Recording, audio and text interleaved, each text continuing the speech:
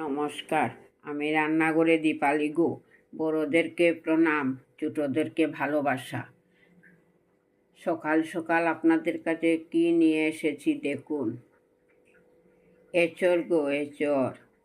এই যে দেখুন, ওই এঁচড়টা দিয়ে আপনাদেরকে রান্না করে একটা রেসিপি দেখাবো।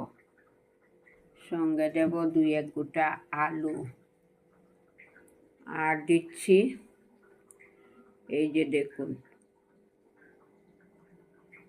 চিংড়ি। এঁচড় চিংড়ি রান্না করে দেখাবো।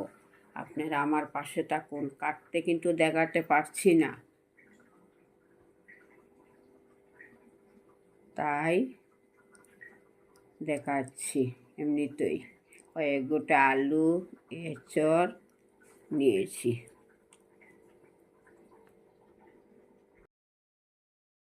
এঁচড়টা কেটে ধুয়ে পরিষ্কার নিয়েছি। মানুষে কিন্তু ভয় পায় এঁচড় কাটতে। না গো, কাটবো না, হাতে আটা লাগে। খেতে হলে তো আটা লাগতে হবে। এলে চিংড়ি মাছগুলা, এইটা হচ্ছে তার উপকরণ। কাঁচা লঙ্কা, পেঁয়াজ কুচি করে রেখেছি, রসুন, আদা। ওর জন্য একটা মিক্সচার গ্রাইন্ডার বাটি নিলাম।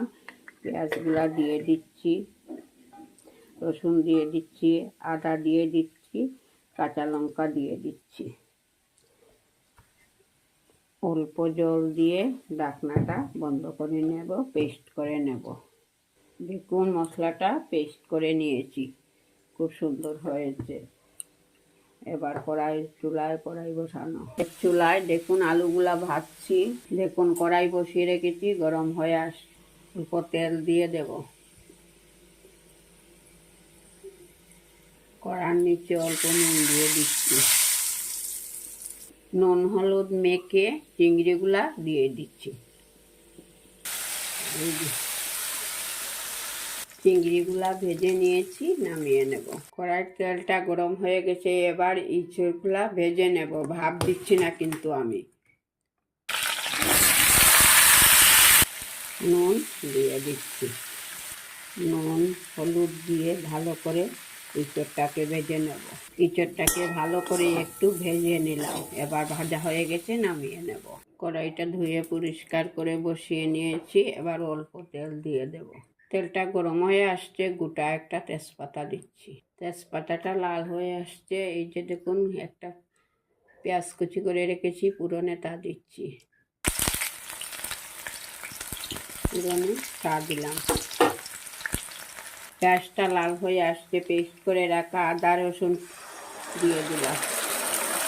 এখানে নিয়েছি হলুদের গুঁড়া, জিরার গুঁড়া, শুকনো লঙ্কার গুঁড়া আর ধনের গুঁড়া অল্প, এখানে দিয়ে দিচ্ছি।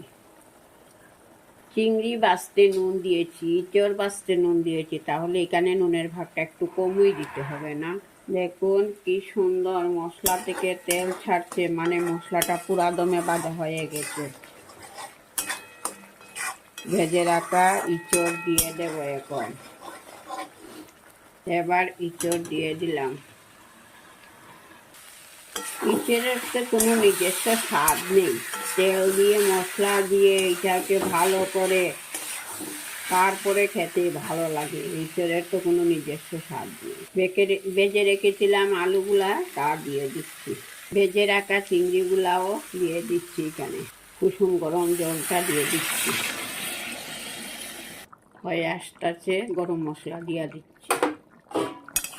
এই যে দেখুন এঁচড় চিংড়িটা কেমন লাগছে আপনাদের কাছে। আমার এই এঁচড় চিংড়িতে যদি কোনো নতুন ফ্রেন্ড এসে থাকেন বা বন্ধু এসে থাকেন, আমার চ্যানেলটাকে, ইউটিউব চ্যানেলটাকে সাবস্ক্রাইব করবেন, ফেসবুকটাকে ফলো করবেন। এবারে অল্প স্বল্প এটা দেব, অল্প কিন্তু। হয়ে আসছে বন্ধুরা, দেখুন নামিয়ে নেব। আলু দিয়েছি তো, ঝুলটা বেশি করে টেনে নেবে শেষে আলু। বেশি শুকনা হলে ভাত তো মেখে খেতে হবে। নামিয়ে নিচ্ছি। নামানোর জন্য একটা বল নিলাম, নামিয়ে নিয়েছি। বন্ধুরা দেখুন আপনাদের কাছে কেমন লাগলো আজকে রান্নাঘর দীপালি যে এঁচড় চিংড়ি রান্না করে দেখালো। আপনাদের কাছে কেমন লাগছে? যদি ভালো লেগে থাকে তাহলে লাইক কমেন্ট করতে কিন্তু অবশ্যই ভুলবেন না।